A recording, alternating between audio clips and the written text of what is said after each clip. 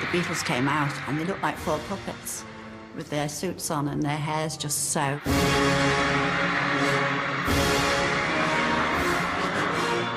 They look so different from how I remember them. Completely changed. They look like well-brought-up, respectable little boys, not what I remember.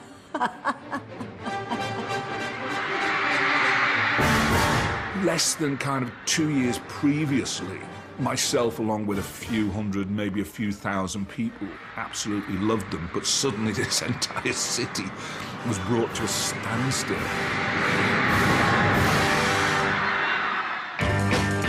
But for all the continued success of its most famous sons, Merseybeat was on the wane, and so was the Cavern.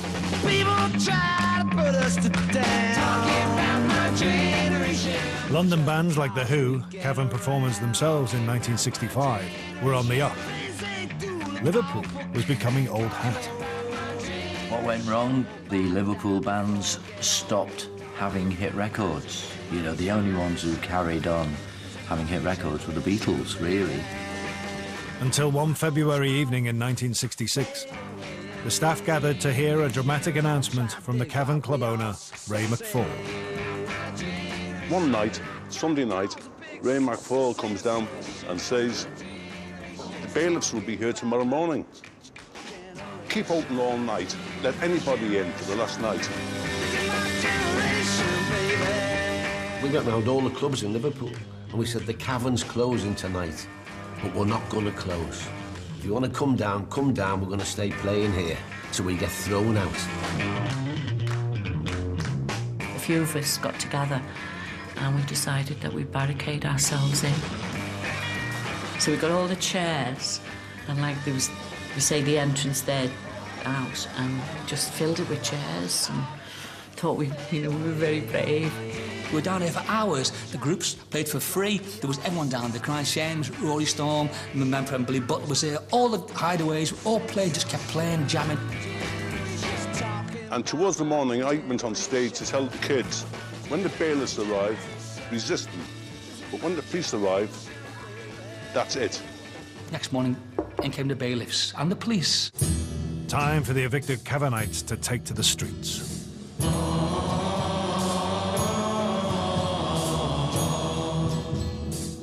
We led a protest march around town. There were sheets held on poles with painted on, keep the cavern open and stuff like that. And there must have been 600, 700, 800 of us marched all through the city centre.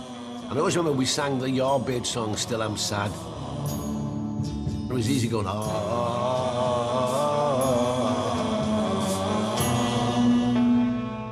It seemed the right thing for it. When we got into Matthew Street, I got hoisted up on top of the cavern doorway, and we laid a wreath there, and that wreath stayed there till it died.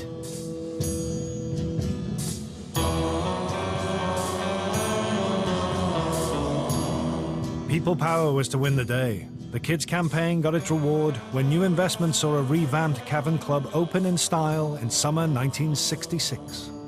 Where's the most famous number 10 in the world? Downing Street? Not on your Nelly, say Liverpudlians. It's 10 Matthew Street, the address of the Cavern, where the Beatles took the pop world by storm. A new-look, super with it extended cavern was being opened by the Premier. And here he was, in the cellar, where it all began. They cut the ribbon, of course, and then we did a little set.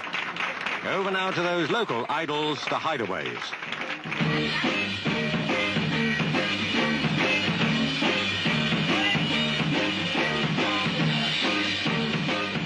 The Cavern was embarking on a new chapter. We came on the second wave. Those 6, 7 years younger we were, that's the difference. But the Cavern was still, to me, still great. We started making changes then as well. We opened another floor upstairs, we had a boutique upstairs, we served food upstairs. I was still playing music downstairs, because you still had some good bands on. As the 60s reached their end, the sounds floating up the steps into Matthew Street were growing ever heavier. Joining the likes of Rod Stewart and Elton John, who both trod the famous boards before making it big, were Queen, who played one of their earliest gigs at the Cavern in 1970. The Beatles really were our heroes, and playing the Cavern was quite special for us. The place itself is fascinating because, of course, you think it's going to be something rather grand because it's world famous, but it's tiny, and you're playing under these little arches. It's like I'm sort of being in an underpass, really. But as the new decade wore on, the Cavern seemed to many a relic of a bygone age.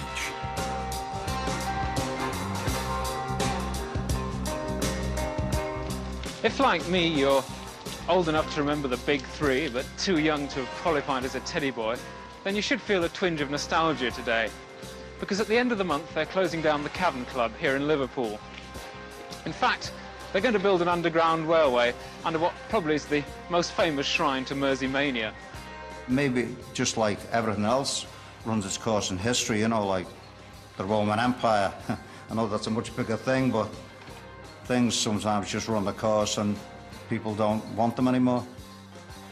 We actually couldn't believe. We thought, what a stupid thing. We thought if the Cavern would have been in America, it would have been a shrine. To break your heart in two, to know she's been untrue. Isn't that typical, to knock something iconic down and, you know, replace it with a railway shaft? In June 1973, the Cavern was demolished.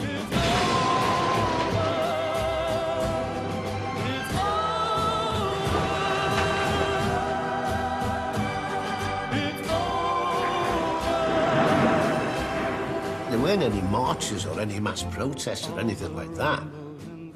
It was just accepted that was the end of an era. Start to weep, then say goodbye. It was supposed to be getting closed because there was going to be a shaft drilled for the underground railway. I don't think they ever did it. They just filled it in. Setting suns before they fall. Well, I just thought somebody's made a mistake. I thought it's silly. They could have made a fortune out of the Cavern. Americans loved it. Everybody loved it. Just seemed a silly thing to do. After all.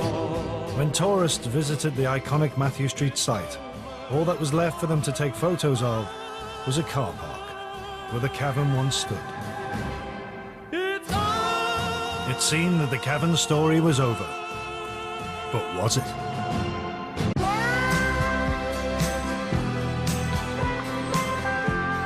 On December the 9th, 1980, Britain awoke to bad news. He's not dead. They're just saying that to get people to leave. He's not dead. John Lennon can't be dead.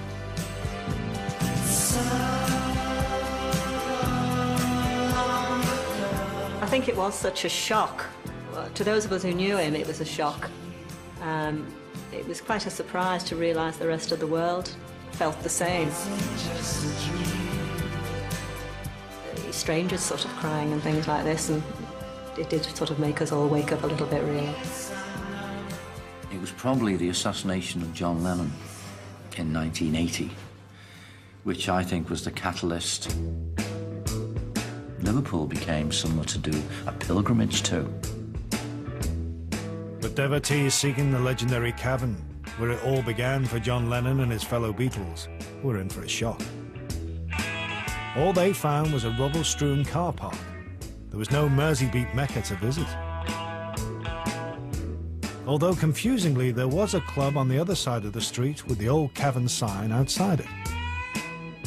The then owner, Roy Adams, decided that he wasn't going to let the Cavern be buried underground, so what he did was reopen a premises across the street and called it the Cavern Club, where it remained for a couple of years. The club changed its name from the Cavern to the Revolution and subsequently changed its name for a third time to Eric's. And in 1976, you walked in this doorway into a club that became Liverpool's iconic punk club. Just meters away from where the Cavern once stood was a new club, housing the musical stars of a new generation. Nice girl's not one with a defect, cellophane shrink wrap so correct. red rocks under a